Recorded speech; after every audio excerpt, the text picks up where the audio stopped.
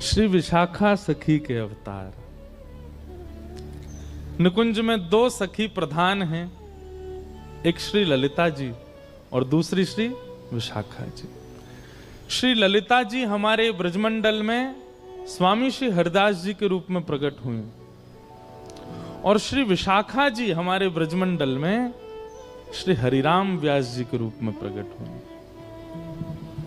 इन निकुंज की दो अली हैं, दो सखी हैं। वास्तव में ठाकुर जी को किशोरी जी को निहारनो प्रिय है। बहुत ध्यान से सुनियो सब लोग। ठाकुर जी की नित्य उपासना क्या है? किशोरी जी को निहारना, बस। पर किशोरी जी की नित्य उपासना ठाकुर जी को निहारना नहीं। चाहती तो हैं, चाहती तो नित्य ठाकुर जी को निहारना है, पर ठाकुर जी इतने व्यस्त हैं कि किशोरी जी भी थोड़ा संकोच करती हैं। और दूसरी बात, दूसरा कारण हमारे ब्रज का आ जाता है कि किशोरी जी चाहती तो ठाकुर जी को निहारना है, लेकिन कहीं ठाकुर जी ज्यादा फूल नहीं जाएं, ज्यादा कहीं इतरान नहीं लग जाएं, इसलिए जानबूझ के निहारती नहीं है। ठाकुर जी हमारे कैसे हैं? नेक अगर किशोरी जी बड़ाई कर दें तो ठाकुर जी फूले नहीं समा में। नेक अगर ज्यादा निहारन लग जाए तो ठाकुर जी स्वयं ही काजर लेके हमें अपनी बिंदी लगा ले, मुझे नजर लग जाएगी आपकी।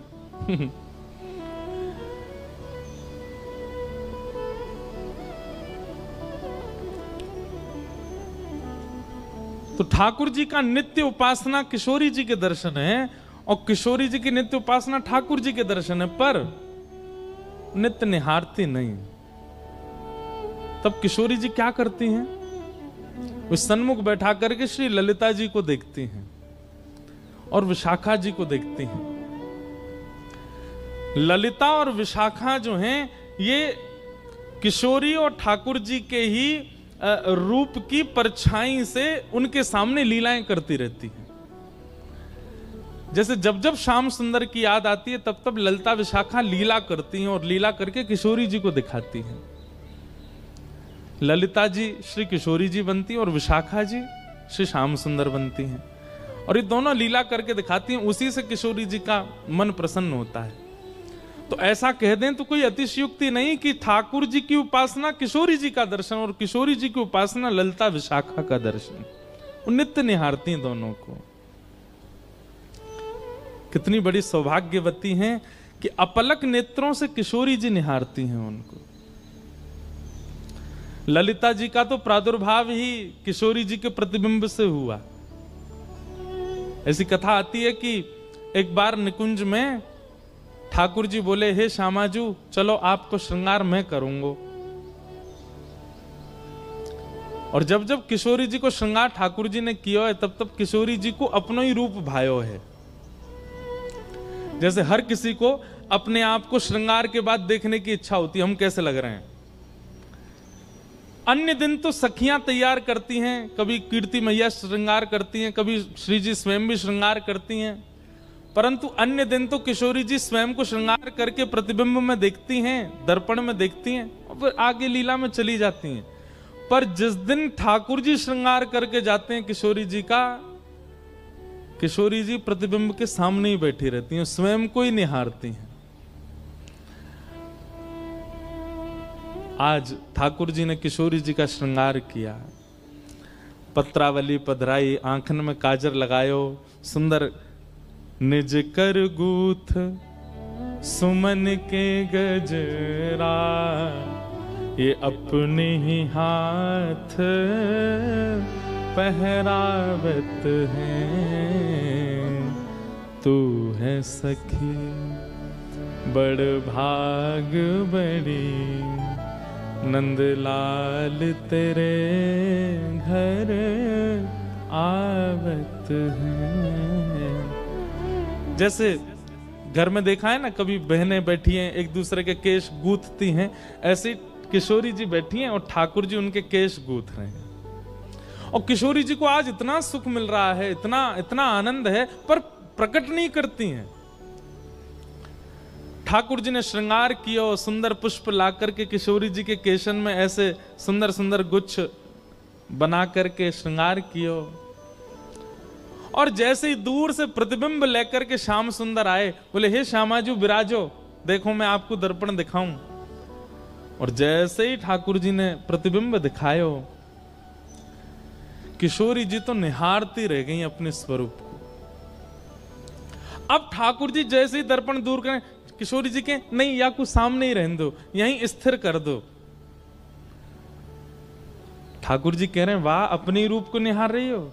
बोले अपने रूप को ना निहार रही, या रूप में चढ़े भये श्रृंगार को निहार रही हूं, और वो श्रृंगार कैसे कियोगे वो चिंतन कर रही हूं। अब तो इतना सुंदर लग रहा है किशोरी जी को अपना स्वरूप की वो ठाकुर जी को भी कह रही है ना दूर बैठो, मुंह देखन दो।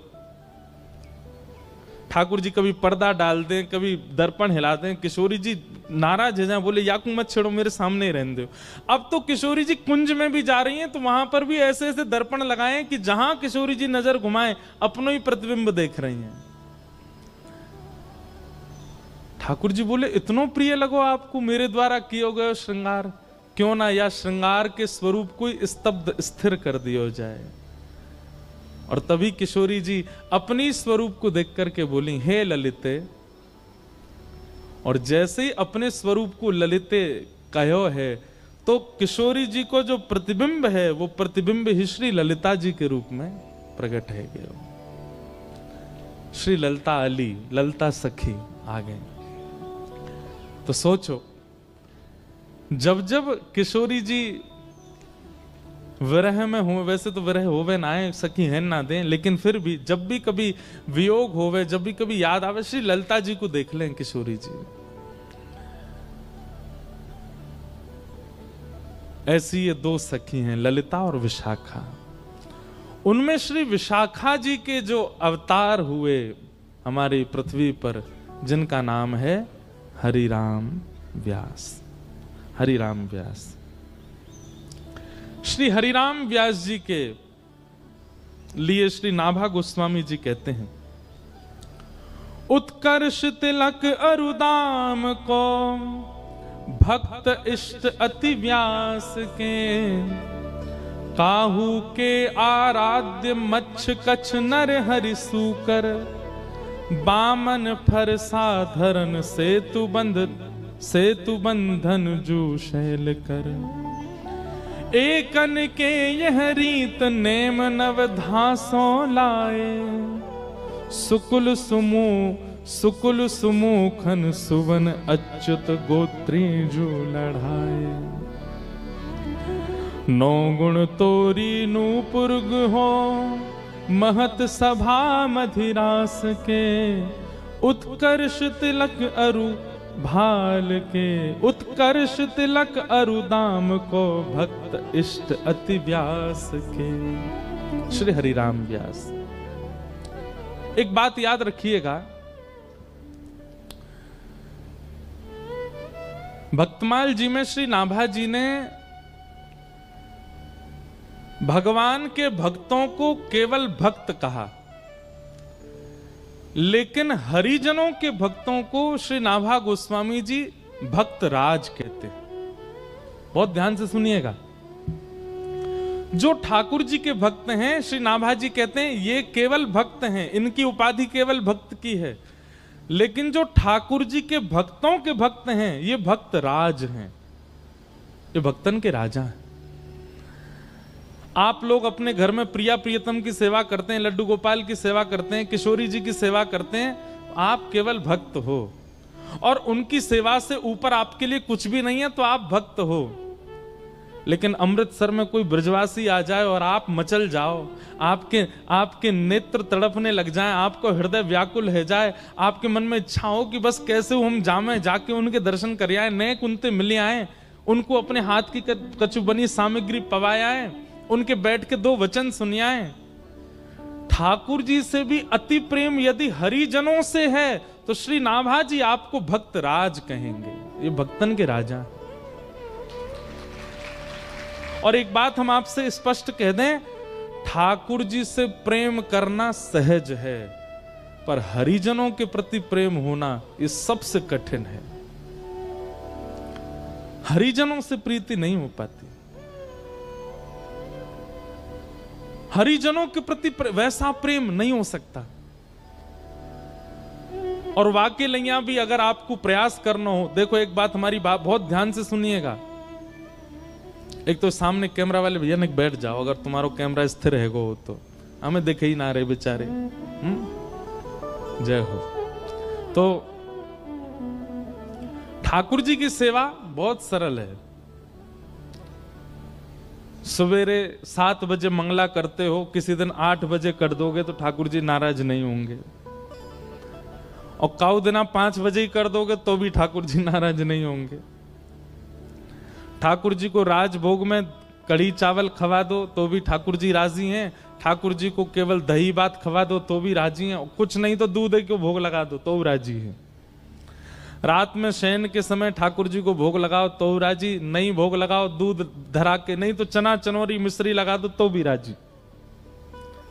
सुबह दो सेज पे तो राजी, नहीं सुबह भूल गए ठाकुर जी बैठे खुद सो गए तो भी बेचारे राजी, कुछ नहीं कहेंगे।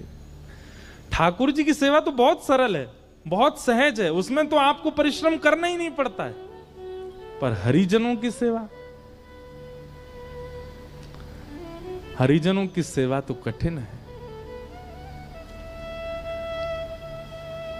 अगर किसी भक्त को आपने प्रसाद के नाम पर केवल दूध भोग दे दिया, चना चनौरी धर दिए सामने, तो महाराज भ्रगुटी टेढ़ी करके देखोगे जी का पवार हो भैया, या के काजे लेके आया तू हमें अपने घर। वो तो टोक भी देगा, वो तो रोक भी देगा, वो तो नाराज भी हो जाएगा। सीधी बात, ठाकुर जी के सेवा में चीटिंग चल जाएगी पर भक्त की सेवा में नहीं चलेगी। वो तो तुरंत आपको डांट देगा।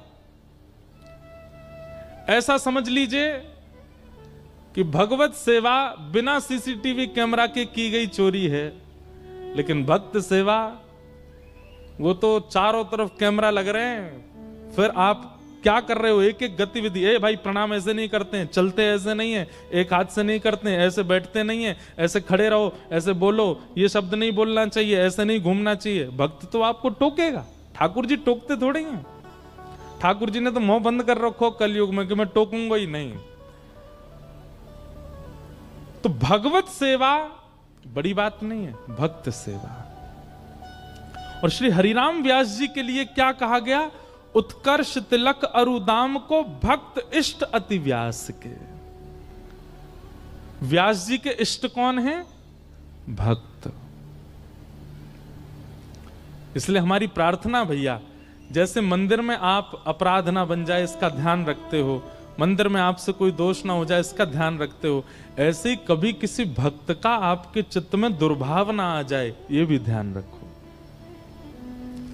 कोई तिलकधारी हैं, कोई कंठी पहने हैं, कोई ब्रज से प्रेम करने वाले हैं, और उनकी किसी भावना पर आपके चित्त में प्रश्न चिन्ह आता है कि ये कैसे कर रहे हैं, ये अपराध है। हरि से भी ज्यादा कठिन हरिजनों का भक्त होना। और हरिजनन के प्रति यदि भक्ति चाहिए हो, राधा रमण जी खूब अच्छे लगते हैं, राधा वल्लभ जी खूब बढ़िया लगते हैं, बिहारी जी में खूब निष्ठा, वृंदावन में खूब निष्ठा, परिक्रमा में खूब निष्ठा, यमुना जी में खूब निष्ठा, लेकिन ब्रज के ब्रजवासियों में और ब्रज के संतों में आपकी निष्ठा नहीं हो रही हो, तो जाओ वृंदावन के गोपेश्वर और जाके गोपेश्वर महादेव को प्रणाम करो और गोपेश्वर महादेव से प्रार्थना करो,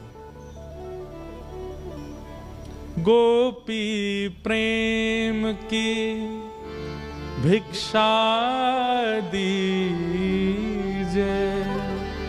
कैसे हूँ मोहे अपनों कर लीजिए। गोपी प्रेम की भिक्षा दीजिए, कैसे हूँ मोहे अपनों कर लीजिए। हमारे वृंदावन के